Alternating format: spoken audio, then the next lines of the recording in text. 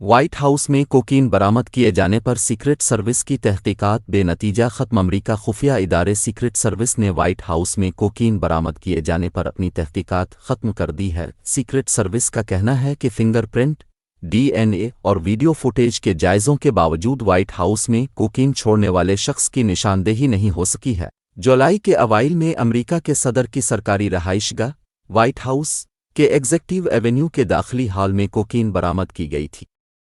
اس وقت صدر Joe Biden اور ان کا خاندان ریاست میریلینڈ میں کیمپ ڈیوڈ کا دورہ کر رہے تھے۔ داخلی ہال کی اس جگہ پر ایک چھوٹا پلاسٹک بیگ برآمد کیا گیا تھا جہاں عوام آ سکتی۔ وائٹ ہاؤس کے اندر جانے سے پہلے یہاں موبائل فونز اور دیگر ذاتی ڈیوائسز رکھوائی جاتی ہیں۔ سیکرٹ سروس نے ایک بیان میں کہا ہے کہ کوکین برآمد ہونے کے بعد حفاظتی انتظامات کیے گئے تھے تاکہ یہ تعین ہو سکے کہ آیا یہ مواد وائٹ ہاؤس کی سیکیورٹی کو خطرے میں ڈالنے والی کوئی کیمیائی اتابکار چیز تو نہیں۔ مواد کی آزمائش سے معلوم ہوا کہ یہ کوکین ہے۔ مواد کے بارے میں مزید جاننے کے لیے دیگر جائزے بھی کیے گئے۔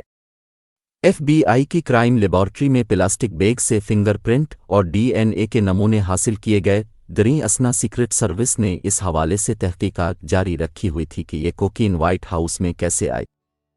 اس نے کوکین برآمد ہونے سے قبل اس روز سیکیورٹی نظام کا جائزہ لیا تھا۔ سیکرٹ سروس نے ان سینکڑوں افراد کی فہرست تیار کی تھی جو اس جگہ تک رسائی رکھتے تھے جہاں سے کوکین برآمد ہوئی۔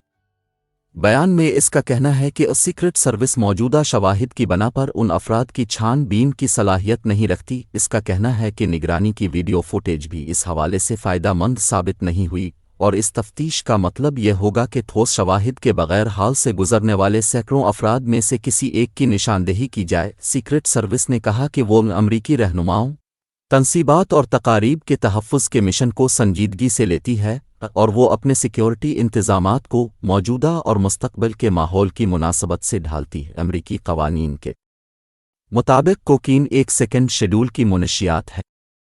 امریکی ڈرگ انفورسمنٹ ایڈمنسٹریشن کے مطابق اس کی لت لگنے کا بہت زیادہ امکان ہوتا ہے۔ حیران کن طور پر کوکین وائٹ ہاؤس کے ویسٹ ونگ سے برآمد ہوئی جہاں اوول آفس سمیت صدارتی عملے کے دفاتر موجود ہیں۔